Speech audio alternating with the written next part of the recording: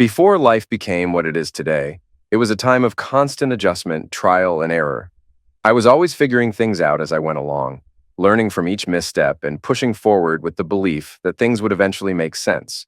My journey wasn't one of grand plans, but rather a series of moments that felt like they might lead somewhere meaningful.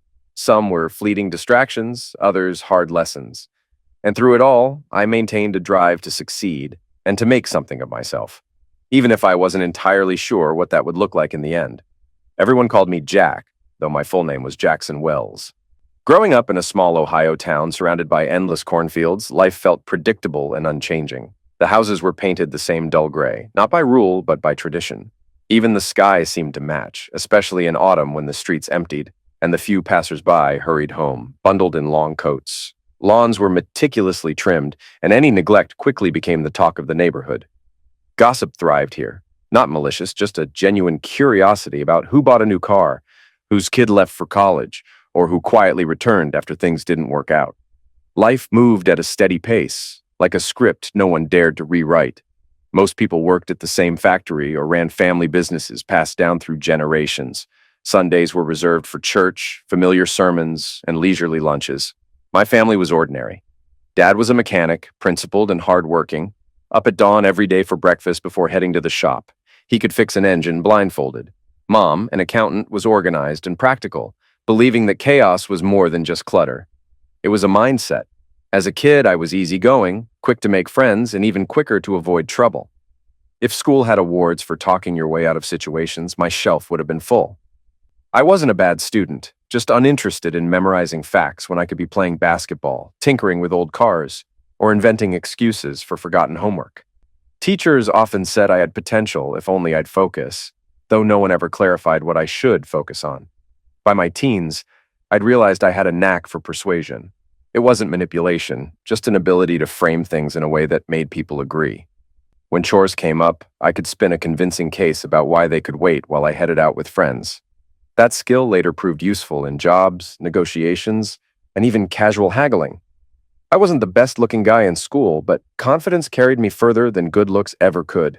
Tall, blonde, with blue-gray eyes, I might have fit the bill for a toothpaste ad, if not for my coffee obsession. But charm outweighed appearances, and I leaned into it. Youth passed without major drama, aside from minor misadventures like a failed soda resale business and a botched experiment that nearly wrecked my parents' car. Turns out, butter can't be replaced with cola. Sports, especially basketball, were my real escape, fast-paced, dynamic, and a reminder that teamwork often mattered more than talent. Despite my mischief, I stayed grounded, respecting my parents and steering clear of real trouble. It worked well enough. Though life has a way of testing that balance eventually. Before marriage, life felt like one long experiment. I tried, failed, and tried again, full of confidence but without a clear plan. Success seemed inevitable, though the path was anything but clear. I wanted it all: freedom, recognition, fulfillment. But figuring out how to get there was another challenge. When it came time for college, I chose business and management, figuring it was broad enough to open doors. I didn't anticipate the dull lectures, dry economics exams, and endless presentations. College life itself, though, was anything but boring. I juggled classes, part-time jobs, and side hustles, organizing parties, selling t-shirts with absurd slogans, and even starting a mini event agency with friends. The agency collapsed quickly when I realized how complicated logistics and budgeting could get, but the experience was eye-opening. I had leadership skills, but little patience. I wasn't an honors student, but I knew how to navigate challenges. If a project was due overnight, I found someone to help. If I risked failing a class, I figured out a way to fix it. It wasn't laziness. It was survival. Success, I realized, didn't belong to those who memorized facts, but to those who adapted quickly and found solutions under pressure. By graduation, one thing was clear. I didn't just want a paycheck. I wanted work that felt worthwhile. I explored startups, studied investments, and discovered a surprising passion for marketing and sales. Understanding people, crafting strategies, and negotiating deals came naturally. By the time I finished college, I had practical skills, a few failed ventures, and a core belief that flexibility mattered more than rigid plans. I didn't know what the next step would be, but I was certain of one thing: it wouldn't be dull. The real challenges, I'd soon learn, were still ahead. By the time college rolled around, I'd had my first intimate experience, far from the polished scenes in movies. It was quick, awkward, and forgettable, though my girlfriend back then pretended otherwise. Like most things, practice eventually made it better. College was a time for experimenting, and I gave open relationships a shot. It sounded ideal, freedom without commitment, but I quickly learned I wasn't wired for detachment. Jealousy and overthinking crept in, proving I couldn't separate feelings from fleeting connections.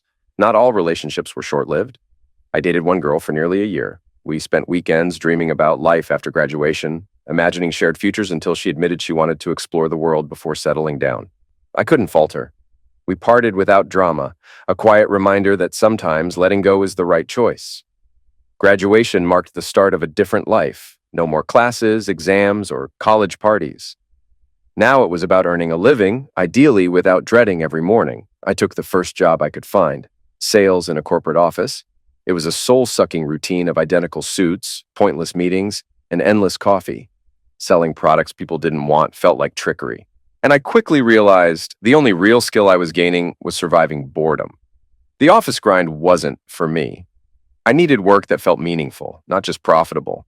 That's when friends pitched a startup idea in social media marketing. It was perfect timing. Businesses were just waking up to the power of online advertising. We built campaigns, studied consumer behavior, and watched trends shape buying habits. It was fast-paced, challenging, and far more fulfilling than office life. But like many startups, it didn't last. After 2 years, financial struggles and fierce competition forced us to close shop. Once again, I stood at a crossroads, find stability or chase another uncertain opportunity. That's when luck finally tipped in my favor. I landed a job as an international project manager for a major company. It was everything I'd craved. Constant travel, high-stakes negotiations, and the chance to work with people from around the world. Each project sharpened my ability to think on my feet, build connections, and find satisfaction not just in a paycheck, but in progress. Business trips were more than work. They came with moments that broke the monotony. One trip to San Diego stood out, not because of the training itself, but because of who I met there. Her name was Savannah Blaine. Tall, sharp-eyed, and effortlessly confident, she walked into the room like the world was designed to be her backdrop. We met at a bar after the first day of training, exchanging casual banter that quickly turned into an unexpectedly easy conversation. She worked in corporate investments, fluent in reading people, and instantly pegged me as someone more interested in bending rules than following them. That night didn't end at the bar. We wandered along the beach, trading stories and playful arguments. There was something magnetic about her, a rare mix of wit, fearlessness, and self-awareness. I didn't realize then how much she'd challenge my carefully structured life. The next day, she surprised me by leading one of the training sessions, effortlessly commanding the room's attention. Watching her work made it clear. Savannah wasn't just charming. She was sharp, adaptable, and completely in her element. The rest of the training blurred into moments that felt less coincidental with each passing day. Conversations stretched longer, sidelong glances became more frequent, and by the final night, it was obvious neither of us saw this as a fleeting conference connection.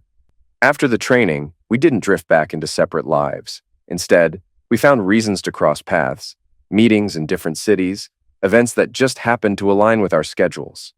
Our calls stretched late into the night. Messages grew less formal, and eventually pretense fell away. It wasn't just casual anymore. We were opposites in many ways. Her life was fluid and spontaneous, while mine was built on structure and planning. Yet being around her made me forget why I'd ever valued control so much. Every new encounter felt like leaning further into uncertainty. But for once, I didn't mind. One night, after another conference, she casually pointed out what we'd both known for a while, that we'd long crossed the line of friendship. I didn't argue. There was no point pretending anymore. From that moment, things moved quickly. We stopped treating our time together as incidental. Whether in new cities or quiet corners of familiar ones, we carved out space for each other, knowing full well we'd already stepped into something neither of us wanted to end. Savannah challenged every rule I'd lived by, not by pushing, but simply by existing in a way that made control seem irrelevant. It wasn't the kind of relationship defined by clear boundaries or careful planning. It was unpredictable, intense, and for the first time in a long while, exactly what I didn't know I needed. Conversations faded into silence, replaced by fleeting touches, knowing glances, and quiet laughter. With Savannah, words felt less important than the unspoken understanding that settled between us. The night unfolded naturally, without hesitation or doubt, as if everything was falling into place exactly as it should. We explored each other like pages of a long-awaited book, driven by curiosity and connection. Dawn filtered through the window, casting a soft glow across the room. Savannah stretched lazily, her expression content, as if she already knew this moment was the start of something more. Some call it coincidence. I'd call it perfect timing. When I was offered a promotion in her city, the career perks were secondary. The real reason I accepted was her. Finding an apartment became less about convenience and more about how easily Savannah could make it feel like home. It didn't take long. Her presence transformed the space effortlessly. Life together happened naturally, without formal decisions or second-guessing. Days blurred into a rhythm of shared routines, playful arguments, and spontaneous moments. Routine never had a chance to settle in. Each day felt like a new discovery, driven by an energy that never seemed to fade. The idea of marriage lingered in my mind long before I acted on it. Life with Savannah had already shown me that waiting for the perfect moment was pointless. The decision solidified after one of our trips, sitting by the coast as the lights of distant fishing boats flickered on the horizon. The next morning, I bought a ring, not for a grand proposal, but for something quieter and more personal. On a lazy Sunday, over coffee and sleepy smiles, I asked her to marry me. She accepted with a grin, pretending to weigh her options before giving the only answer we both already knew. Meeting her family was the next milestone. Her father, reserved and skeptical, sized me up with the quiet scrutiny of someone used to protecting what mattered most. Her mother, by contrast, was warm and relentlessly curious, bombarding me with questions about everything from life goals to favorite colors. Her brother, blunt but fair, offered a simple verdict: "I like him," quickly followed by, "But if you hurt her, I'll liquidate you." It was hard to tell if he was joking. Her friends were easier, already familiar with our dynamic. They joked about us finally making it official after countless adventures together. At her office, Savannah introduced me with exaggerated flair, prompting her secretary to mutter, "At least, he looks like he can handle her." Apparently, I'd passed yet another unspoken test. Then there was her boss, Gerald Hayward, a man whose presence filled any room without effort. His handshake was firm, his gaze sharp, and his tone edged with authority. He made it clear I'd stepped into territory where confidence alone wouldn't cut it.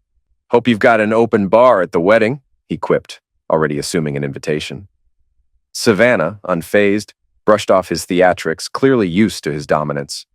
The wedding was exactly what she'd envisioned: an oceanfront villa, golden sunset, and fireworks timed perfectly with our first kiss as husband and wife. Planning it felt less like a chore and more like another chapter in our story. Late-night discussions, endless choices, and the kind of chaos that somehow brought us even closer. The day itself arrived in a blur of soft jazz, flickering candlelight, and the hum of anticipation. Savannah appeared like a vision, her dress flowing like liquid light, hair swept back with effortless elegance. Conversation halted as guests turned to watch her walk down the aisle. Even Gerald, usually quick with a sarcastic remark, stood silent. We skipped traditional vows, opting for promises that felt more like us. Honest, direct, and laced with the humor that had always defined our relationship. Exchanging rings wasn't just ceremonial, it was the quiet confirmation of everything we'd already built together. The reception unfolded like a dream: clinking glasses, laughter, and parents stealing moments to wipe away quiet tears. Naturally, Gerald couldn't resist one final gesture.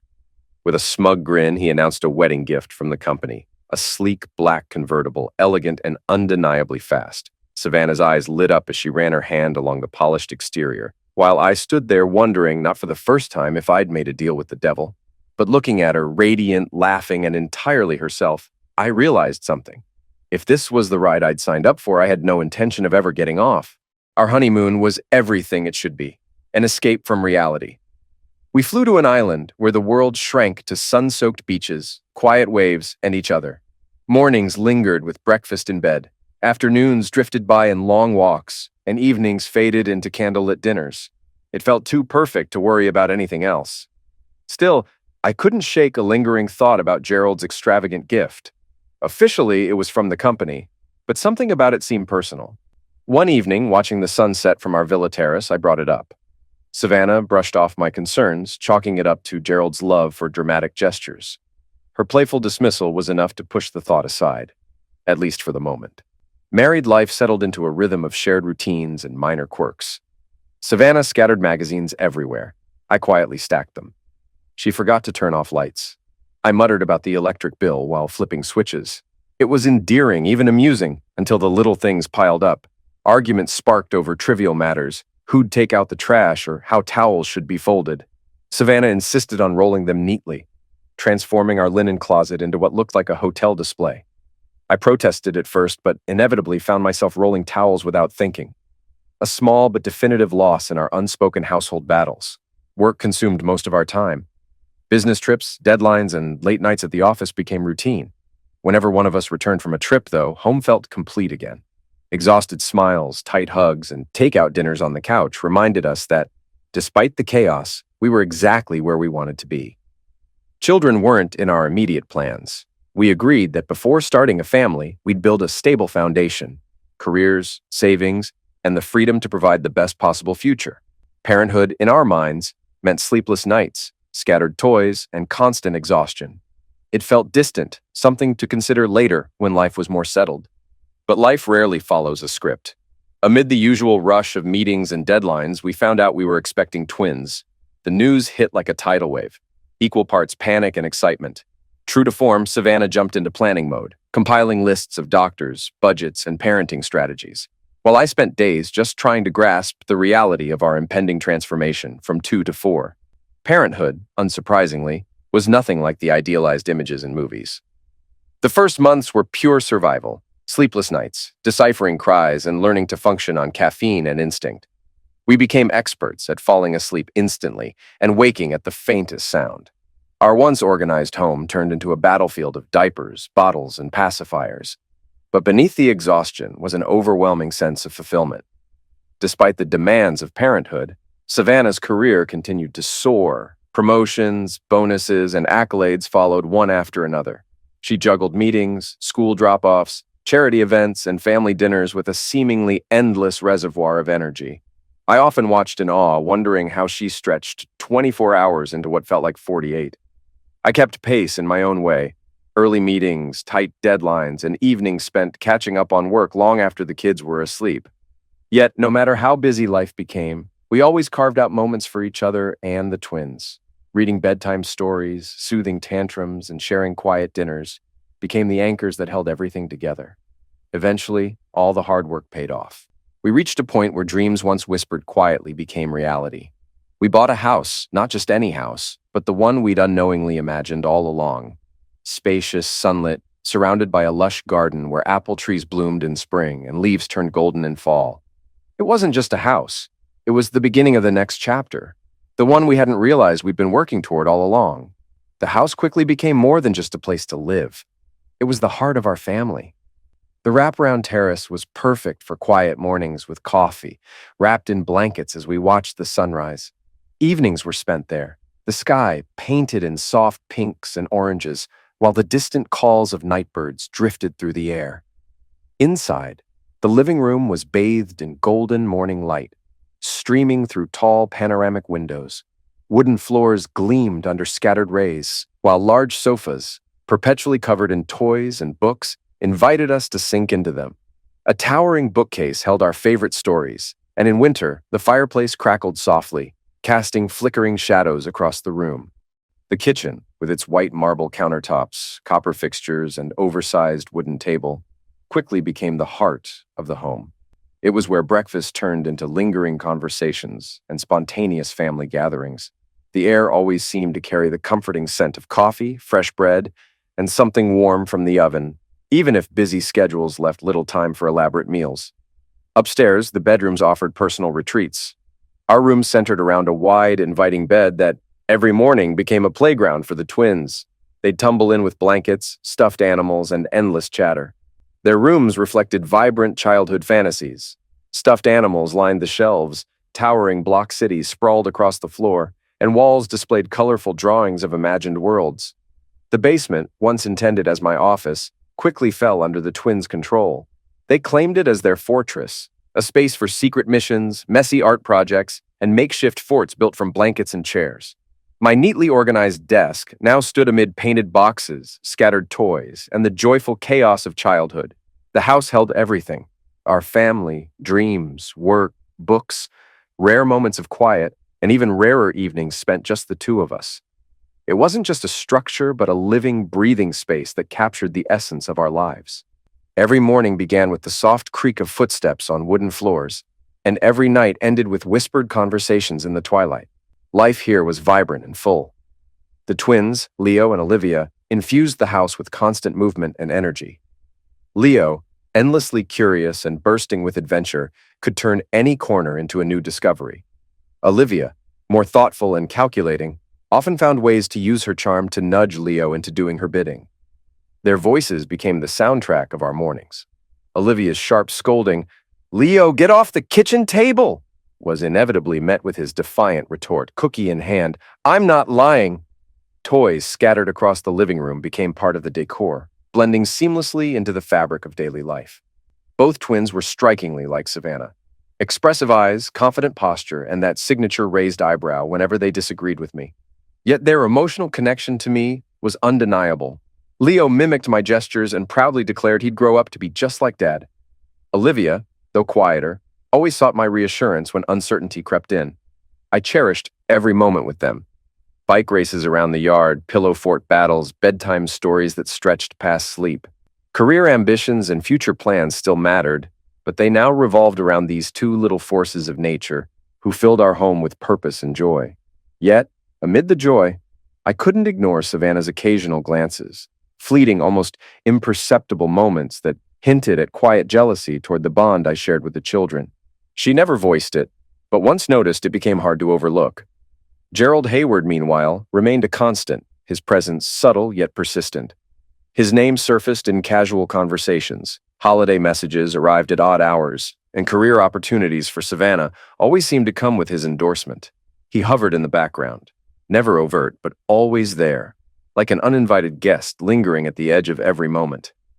Over time, it became clear he wasn't just her colleague. His attention extended beyond professionalism. Messages arrived late at night, justified by time zone differences. At corporate events, he lingered nearby, praising Savannah's achievements while offering veiled remarks that felt less like compliments and more like subtle claims. Savannah brushed it off as harmless, attributing his behavior to his love for theatrics while I bit my tongue, unwilling to spark a conflict that might jeopardize her career. Life pressed on, 2 decades passing in a blur of shared dreams, quiet routines, petty arguments, and reconciliations. I believed we'd weathered every storm, our marriage built on love, trust, and resilience.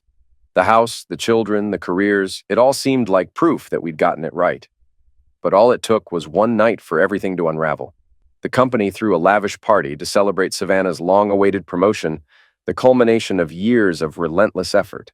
She was radiant, the center of attention in an elegant midnight blue gown, exuding the effortless confidence that had always defined her. Admiring glances followed her every move, and I stood by, proud to call her my wife. Yet, beneath the celebration, unease simmered. Gerald's attention lingered too long, his smiles edged with something more than friendly admiration. Colleagues exchanged knowing looks, their congratulations laced with an undercurrent I couldn't quite place. The room, vibrant and celebratory, felt oddly staged, as though everyone was in on a secret I had yet to uncover. Overwhelmed by the strange atmosphere, I stepped away for air, hoping a moment of solitude would clear my head. Instead, I stumbled upon a conversation that shattered everything I believed about my life. Voices drifted from around the corner, careless, mocking, and far too familiar. Gerald's name, Savannah's name, and casual remarks laced with disdain painted a picture I was wholly unprepared for. The promotion, the career success, even the children, it all, according to Gerald, traced back to carefully calculated choices. Savannah, he claimed, had always known what sacrifices were necessary to advance. Every opportunity, every achievement had come with compromises she'd willingly made. The final blow landed with chilling clarity, Gerald insinuating that the twins weren't just the product of my marriage, but of something far more deliberate. He spoke with the smug certainty of someone who believed he'd won a game his opponent didn't even know he was playing. The world tilted, my chest tightened, breath shallow as the fragments of my carefully built life collapsed under the weight of betrayal. What had once felt solid, marriage, family, trust, now seemed like an illusion, fragile and irreparably broken. The moment the truth hit, I stood frozen in a crowded hall, drowning in the noise of celebration. People laughed, glasses clinked, and Savannah stood at the center of it all, beaming, radiant, victorious. She looked like someone who had conquered the world while I stood there, broken and invisible. Gerald leaned in, whispered something in her ear, and she laughed without hesitation. That laughter echoed in my head long after I turned and walked out, unable to face the lie any longer. I'd never been one for revenge, but humiliation and betrayal twisted inside me, hardening into something cold and calculating. Screaming wouldn't change anything. I needed proof, undeniable, irrefutable evidence to confront her with the truth she'd hidden for 2 decades. I ordered discrete cameras and installed them throughout the house and her office, placing them where her professional life might blur into something far more personal. I didn't know how deep the betrayal ran, but even the smallest confirmation would shatter the facade she'd built. DNA tests came next. I sent in samples, mine and the children's, through an anonymous service.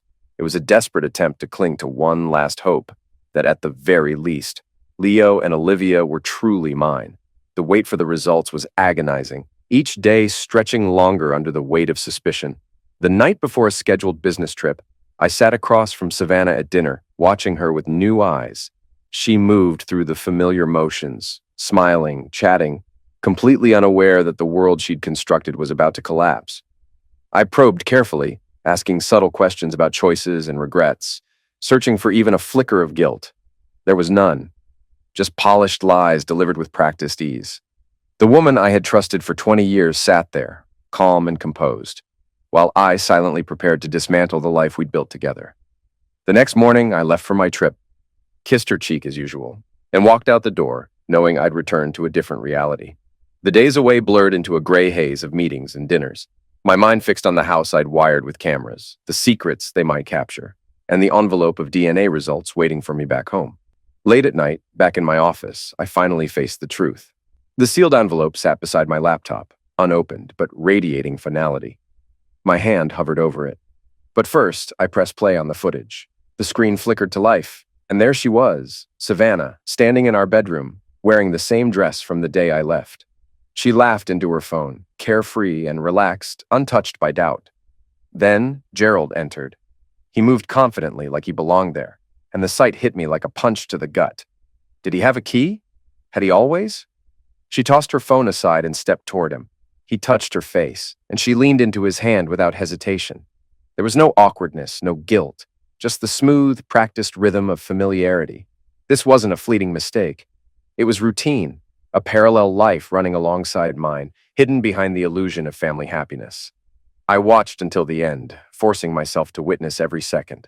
No blinking, no turning away, no mercy for my own breaking heart. When the video stopped, I closed the laptop, hollowed out by a betrayal so deep it left nothing but emptiness. There was no rage, no tears, only cold understanding. I was never more than a convenience, background noise in the life she truly lived. Finally, I reached for the envelope, tore it open, and read the results. The last shred of hope dissolved in an instant. I had everything I needed. The truth, undeniable and unforgiving, lay before me. There was no going back. The weeks leading up to our 25th wedding anniversary were spent in meticulous preparation. This wasn't just about celebration, it was about closure. Every detail was planned with surgical precision, emotions replaced by cold calculation. Invitations were sent, catering booked from the city's finest restaurant, and the menu curated to reflect the illusion of a perfect life. Legal documents were finalized, the projector installed, and evidence organized into an airtight presentation. Savannah, consumed by work, left the event planning to me, unaware that the celebration she eagerly anticipated would unravel everything she held dear. Our children, Leo and Olivia, arrived the day before. Leo, now tall and composed, carried himself with quiet confidence, while Olivia, sharp-eyed and poised, moved with the same grace as her mother, but with a resilience unmistakably mine. Dinner that night felt surreal. They spoke of school, future plans, and internships, Leo aiming for a grant-winning project, Olivia eyeing a career with the State Department or UN. I listened, smiled, and wondered if they'd ever understand why I was about to dismantle everything they believed was secure. The night of the anniversary, the mansion radiated opulence. Luxury cars lined the driveway, and guests, polished, smiling, and draped in designer attire, floated through candlelit rooms adorned with white lilies and golden accents. A towering wedding cake, studded with edible pearls, sat as the centerpiece, symbolizing the facade of an unbreakable union. Savannah was breathtaking, a vision in flowing white silk that clung to her figure with effortless elegance. Diamonds shimmered at her ears, and her hair, styled in soft waves, framed a face glowing with confidence. She moved through the crowd like royalty, laughter melodic and charm perfectly calibrated. This was her stage, and she owned it. Guests whispered, speculating about a vow renewal. Even a priest stood quietly in the corner, further fueling the illusion. Conversations swirled. Business deals, fashion trends, gossip about failed marriages and secret affairs. The air, thick with expensive perfume, and the savory scent of gourmet appetizers, buzzed with the energy of success and pretense. Gerald, as always, navigated the room like its true host. He laughed easily, commanded attention effortlessly, and at one point drew Leo and Olivia aside. His questions about their studies and future plans were casual but deliberate, planting seeds about potential roles in his prestigious company. It wasn't an offer, just a suggestion, a reminder that opportunities could stay within the family. Watching from across the room, I felt the last thread of restraint snap. The room had reached its peak, voices blending into background noise as I stepped forward, glass in hand. A gentle tap of silver against crystal silenced the crowd, eyes turning toward me in anticipation. Savannah's smile widened, eyes sparkling with excitement. She was certain this moment would crown her evening, a grand romantic declaration marking our silver milestone. She stood poised, radiant under the chandeliers, the embodiment of elegance and control. But the night wasn't hers. It was mine. And it was time for the curtain to fall. I stood beside Savannah, watching her bask in the attention she so adored. The chandeliers above cast a golden glow, highlighting her carefully curated elegance, the flawless dress, the radiant smile, the practiced charm. She lived for moments like this, thriving under the weight of admiration, completely unaware of the storm about to break. The room buzzed with conversation, laughter weaving through the air like smoke.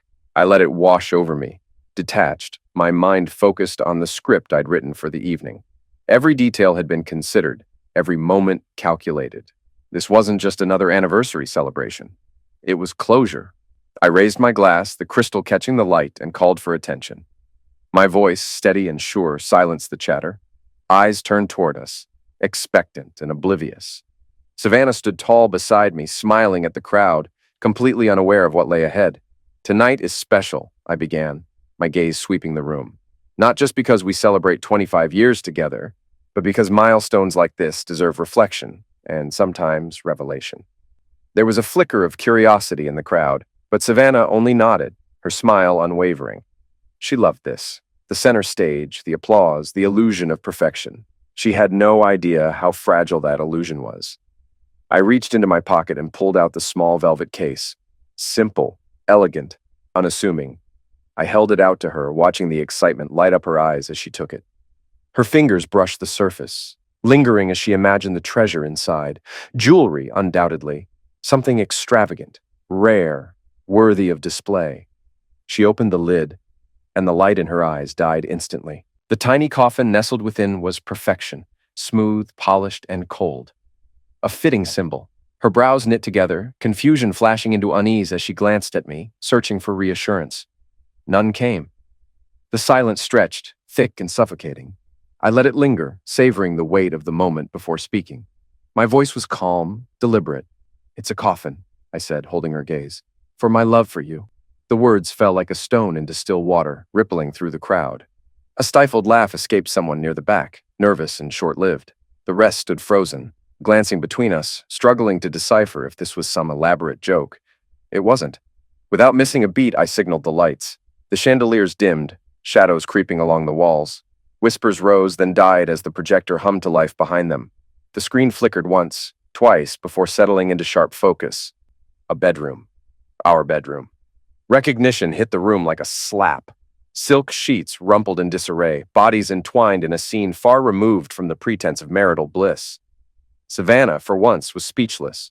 Her face, so practiced in masking emotions, shattered into pale horror. And there he was, Gerald. A name someone muttered, slicing through the thick silence like a knife.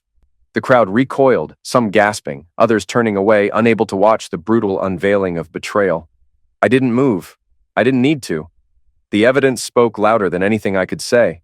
Savannah stood rooted, lips parted, eyes wide, the coffin still clutched in her trembling hand. This wasn't revenge. It was clarity. The end of an illusion too long maintained. And as the guests stumbled for excuses to leave, I remained still, watching the wreckage of a carefully curated life collapse around her. Some guests stood frozen, as though caught in a trance, their eyes locked on the screen while the weight of realization crashed down. Nervous coughs broke the silence, and men tugged at their ties, grasping for a shred of composure. What had once been an evening of celebration now felt like a stage collapsing beneath its performers. The illusion of a perfect marriage, 2 decades and more of carefully curated appearances, shattered in an instant, exposing the hollow shell beneath.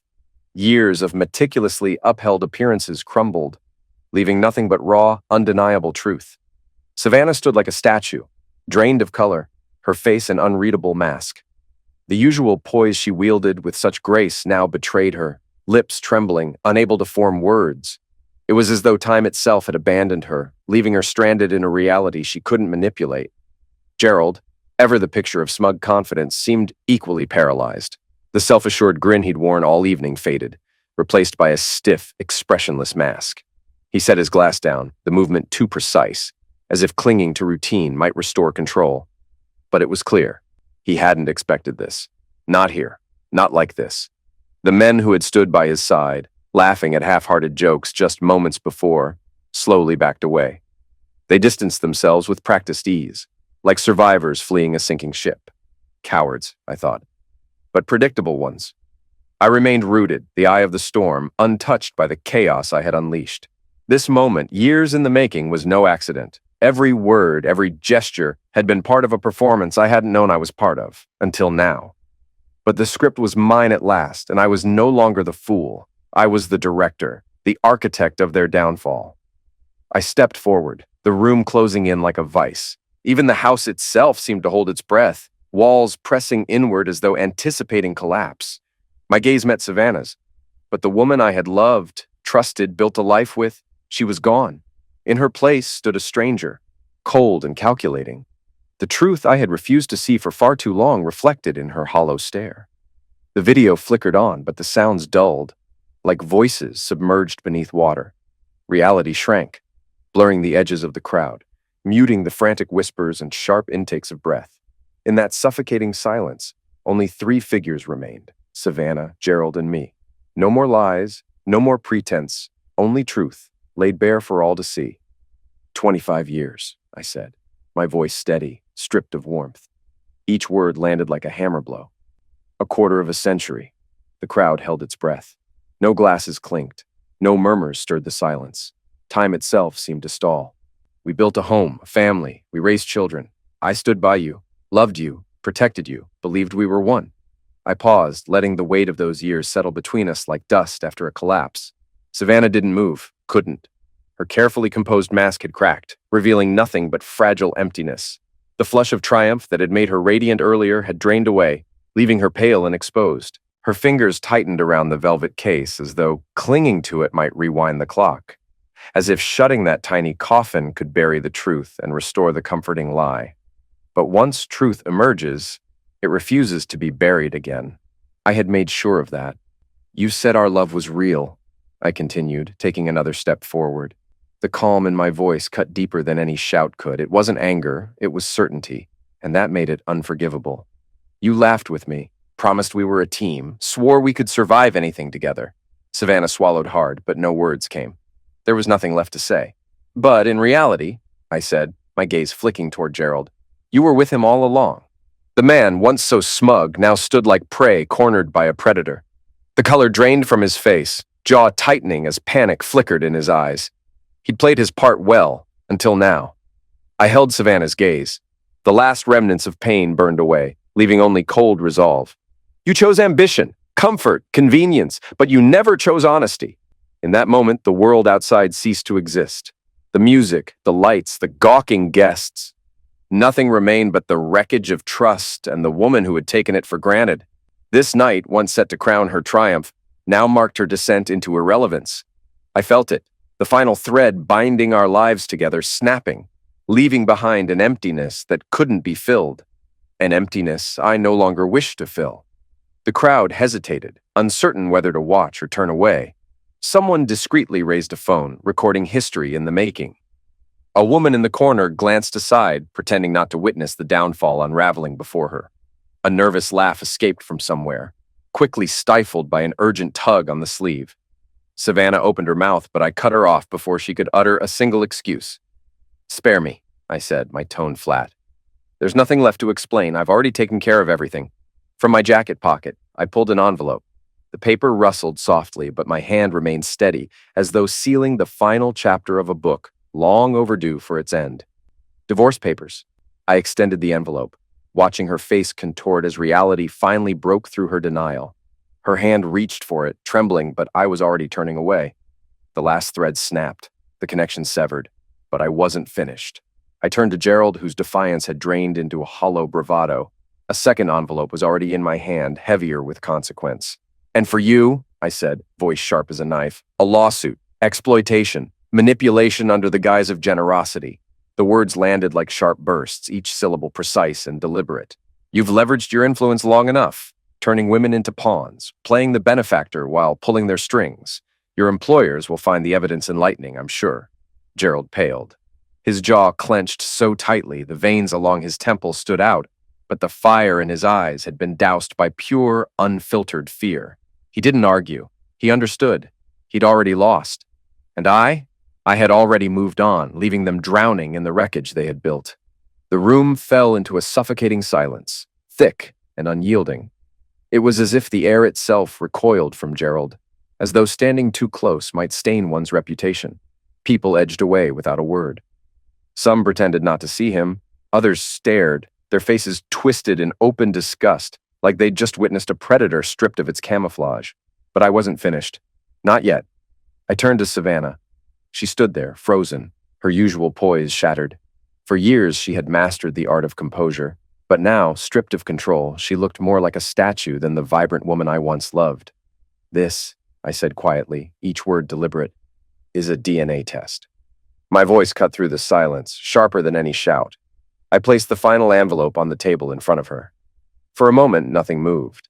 Then I watched the fear distort her face, twisting her features into something almost unrecognizable. "Official proof," I continued, not breaking eye contact, "that Leo and Olivia are my children, not his, mine." Savannah staggered, the weight of those words knocking the breath from her lungs. Gerald stiffened, his face draining of color. Somewhere in the crowd, someone let out a low whistle, the sound sharp against the oppressive quiet.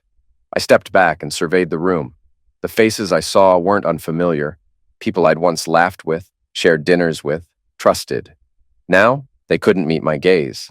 They shifted uncomfortably, pretending they hadn't known, pretending they hadn't turned a blind eye while lies piled up like dust in the corners of my life. "Let's toast to the truth," I said, raising my glass. No one moved. No one drank. The divorce was swift, clean. I had no interest in drawn-out arguments or messy settlements. I signed the papers without hesitation, ensuring Savannah walked away with the bare minimum. No house, no shared assets, no claim to the children she had betrayed. The legal system, cold and methodical, did its work like a scalpel slicing away diseased tissue. Precise, unforgiving. She left the house with a single suitcase. Everything else, gone. Without the financial cushion she'd grown so comfortable with, her accounts bled dry faster than she'd anticipated. She tried to rebuild, to find work, but the scandal followed her like a shadow. Whispers echoed through business circles and doors quietly closed. No one wanted to risk their reputation by standing beside hers. But I knew the harshest blow wasn't professional. It was personal. Leo and Olivia erased her from their lives as thoroughly as I had. They didn't answer her calls, didn't open the door, didn't offer even the pretense of forgiveness. Her messages piled up, unread and unanswered, until eventually she stopped trying. Once, fate twisted the knife deeper. I saw it happen, a chance encounter on a busy street. Savannah spotted Leo outside a cafe, laughing with friends. For a split second, he froze, recognition flashing across his face. But instead of acknowledgement, he turned away. No hesitation, no glance back, just gone. And Gerald? He fared no better. Stripped of his position, his influence evaporated overnight. The board fired him without ceremony, and the investigations that followed unearthed more than just poor judgment. Fraud, misconduct, corruption. He tried to salvage what little dignity he had left, but the city had already turned its back. His name, once synonymous with power, became a cautionary tale whispered with contempt. Savannah found herself exiled, socially, professionally, personally. The friends she once entertained in lavish dining rooms stopped returning her calls. Acquaintances, once eager to be seen with her, now crossed the street to avoid eye contact. She had become an outcast in the world she once ruled. And me? I moved on. Or at least, I tried to. The penthouse overlooking Boston became my sanctuary.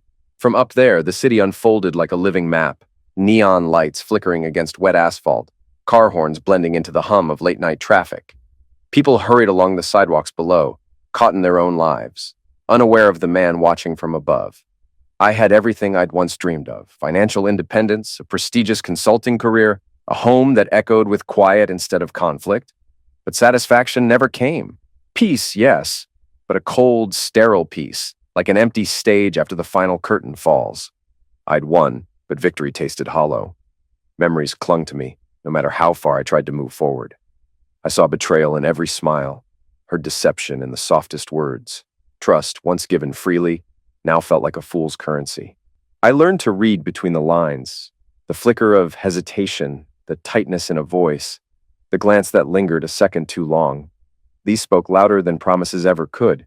I tried more than once to let someone new into my life, but warmth felt like a trap. Even the most sincere gestures seemed rehearsed. I wasn't afraid of being alone. In fact, I found solitude almost comforting. What unsettled me was the silence, the heavy, relentless quiet that settled in after the chaos faded. One night, whiskey in hand, I caught my reflection in the window. The man staring back was a stranger. Gone was the dreamer who once believed in family, in love, in shared futures. This version of Jack was sharper, colder, wiser perhaps, but devoid of the warmth that once defined him. I'd gained clarity, but at the cost of something softer, something essential. And somewhere, forgotten by time and circumstance, an old metal mailbox stood weathered and worn.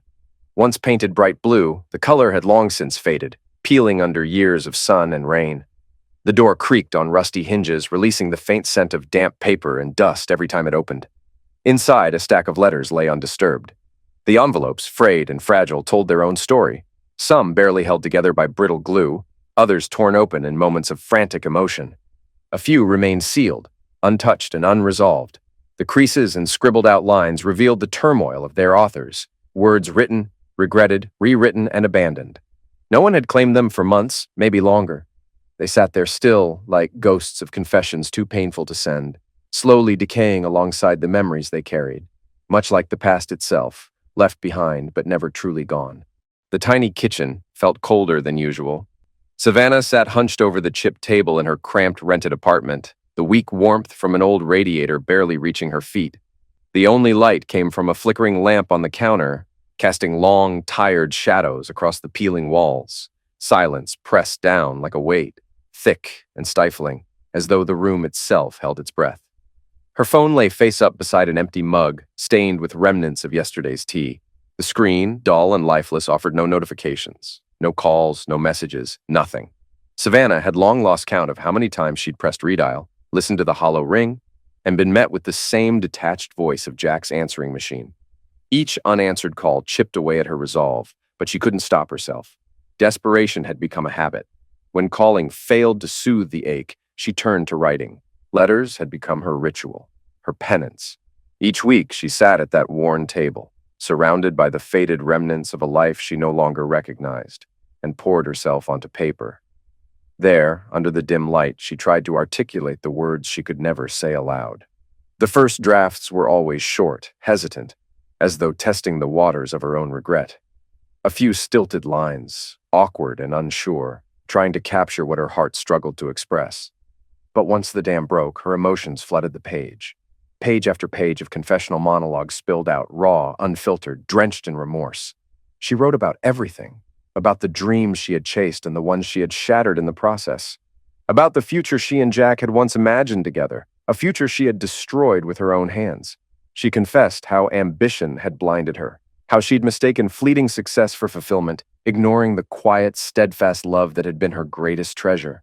Savannah revisited the moments when she could have changed course, when fate had given her every chance to turn back. But each time, She had chosen the wrong path, stubbornly marching toward her own ruin. It was only after losing everything that she understood the truth. She hadn't just betrayed Jack. She had betrayed herself, hiding behind achievements that now felt hollow and meaningless. Every letter was a plea for forgiveness, written like a prayer, repeated until the words lost their shape. Over and over, she scribbled her apologies, as if sheer repetition could make them more believable. She knew Jack might never read them. Perhaps he tossed them aside, unopened. Maybe they ended up in the trash, discarded without a glance. But she kept writing, convinced that, if nothing else, confessing her failures on paper might grant her a sliver of peace.